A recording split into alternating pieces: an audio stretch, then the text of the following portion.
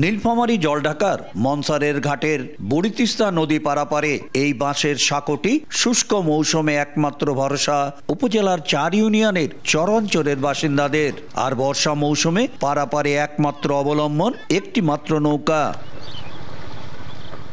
বুড়িতিস্তা নদীতে সেতু নির্মাণের স্থানীয়দের দাবি ও জনপ্রতিনিধিদের প্রতিশ্রুতি থাকলেও হয়নি সমস্যার সমাধান। চরম দুর্ভোগে পড়েন রোগী ও শিক্ষার্থীরা। কৃষিপণ্য পরিবহনেও গুনতে হয় বাড়তি খরচ। এখানে যে একটা গাড়ি ফাঁসি যায় নদীতে, এটা 5,000 7,000 এমন সময় 30,000 টাকা পর্যন্ত খরচ হয়ে যায়। অনেক গর্ভবতী মা মারা যাচ্ছে।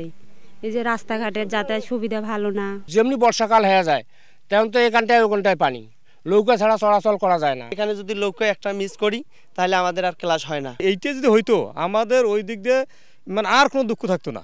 স্থানীয় সরকার প্রকৌশল অধিদপ্তরের নির্বাহী প্রকৌশলী জানান, বুড়িতিস্তা নদীর উপর 250 মিটার দৈর্ঘ্যের সেতু নির্মাণের প্রস্তাবনা মন্ত্রণালয়ে পাঠানো হয়েছে।